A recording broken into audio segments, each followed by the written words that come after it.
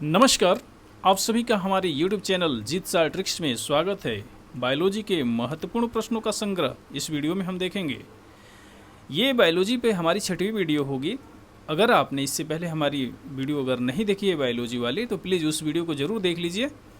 और हम वीडियो को शुरू करने से पहले आपको बता दें कि अगर आपने हमारे चैनल को सब्सक्राइब नहीं किया है तो प्लीज़ चैनल को ज़रूर सब्सक्राइब कर लीजिए और वीडियो को अंत तक देखिए।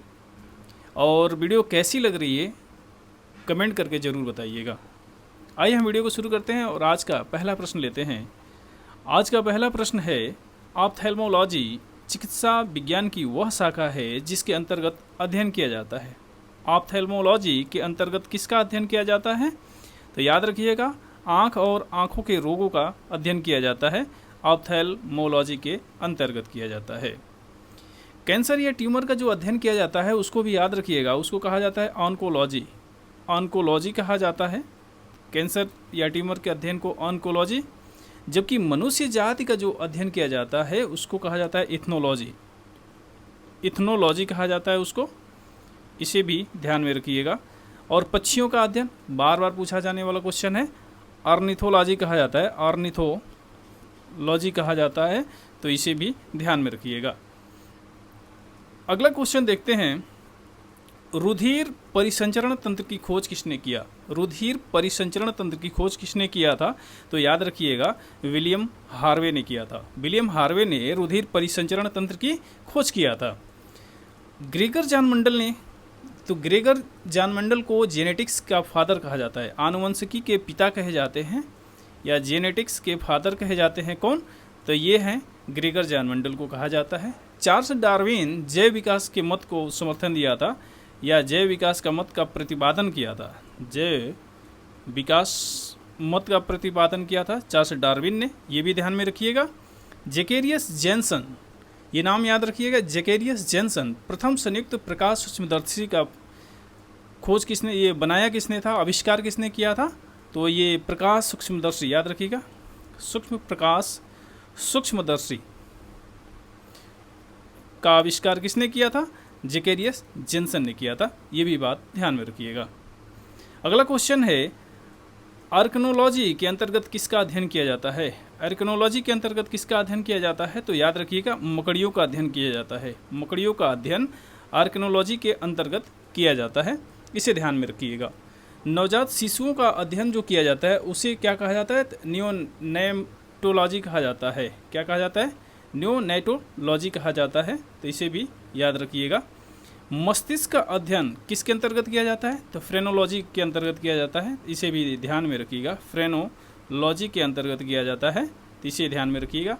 और मानव सौंदर्य का अध्ययन कई बार पूछा गया है, तो इसको याद रखिएगा, कैलोलॉजी कहा जाता है।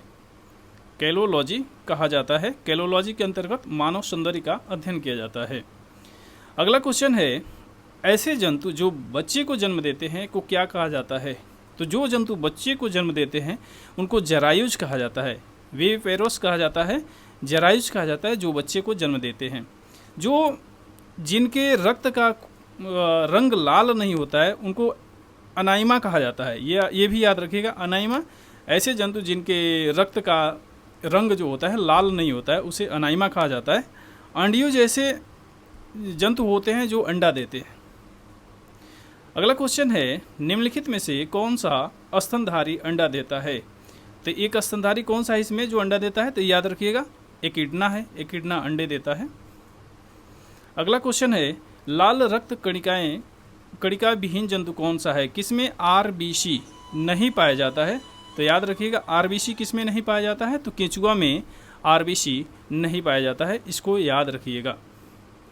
अगला क्वेश्चन है, निम्नलिखित में से किस जंतु को भूमि का कृषक कहा जाता है? भूमि का कृषक बार बार पूछा जाता है, केंचुआ को भूमि का कृषक कहा जाता है। अगला क्वेश्चन है, निम्नलिखित जंतुओं में से किस में 3 प्रकोष्ठ वाला हृदय पाया जाता है? 3 प्रकोष्ठ वाला हृदय किस में पाया जाता है? तो इसको याद रखिएगा, मेढक में पाया जाता है। मेढक में 3 प्रकोष्ठ, 3 चैम्बर पाए जाते हैं उसके हार्ट में, जबकि बंदर में कितने पाए जाते हैं? 4 मनुष्य में भी पाए जाते हैं, ये भी याद रखिएगा, मनुष्य में भी कितने? 4। यानी स्तन, जितने भी स्तनपायी जंतु हैं उनमें 4 चैम्बर पाए जाते हैं उनके हार्ट में।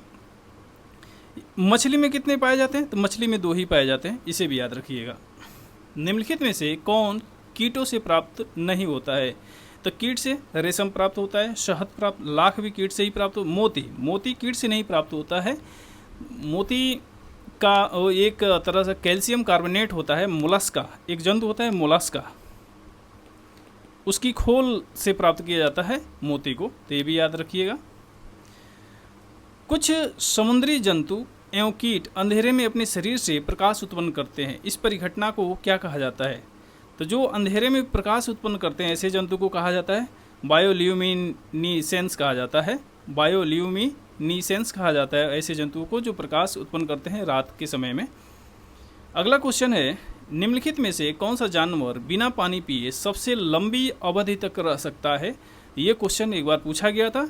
तो इस जानवर का नाम है कंगारू चूहा। कंगारू चूहा बिना पानी पिए पूरी ज़िंदगी जी सकता है, याद रखिएगा, बिना पानी पिए ये जीवन निर्वाह कर सकता है कंगारू चूहा। अमेरिका में पाया जाता है ये।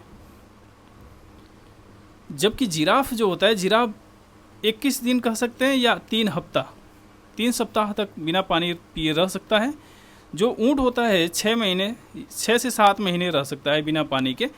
लेकिन जो कंगारू चूहा होता है आजीवन बिना पानी के रह सकता है, इसे आप याद रखिएगा। अगला क्वेश्चन है, निम्न में से कौन सा सही सुमेलित नहीं है? तो सही सुमेलित कौन सा नहीं है इसमें? तो अलवणीकरण समुद्र का जल होता ही है बिल्कुल, प्रतिलोम परासरण होता है पेयजल में, ठीक है, प्रकृतिकरण होता है प्रोटीन, और पाश्चीकरण होता है चाय में पाश्चीकरण नहीं, दूध के साथ होता है ये, तो दूध के साथ होता है, ये यही सही है, इसका आंसर सही है। पाश्चीकरण दूध के साथ होता है, चाय इसमें गलत आंसर है, तो सुमेलित नहीं है, तो यही डी ऑप्शन इसका सही है। अगला क्वेश्चन है, निम्न में से किस जीव का रक्त सफ़ेद होता है? तो कौन सा जीव होता है जिसका रक्त सफ़ेद होता है? तो ये है तिलचट्टा।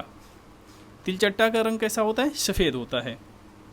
अगला क्वेश्चन है, निम्न में से कौन एक वास्तविक मछली है? कौन एक वास्तविक मछली है? तो इसमें वास्तविक मछली कौन सा? तो वास्तविक मछली यहाँ पे नहीं होना चाहिए, वास्तविक मछली नहीं है। ये रजत फिश मछली है, जेली फिश भी मछली है, कैट फिश भी मछली है, क्रे जो फिश होती है ना, ये लोबस्टर होता है, लोबस्टर ये, तो क्रे फिश मछली नहीं है, इसमें वास्तविक मछली क्रे फिश नहीं है, तो याद रखिएगा क्रे फिश मछली नहीं है। बाकी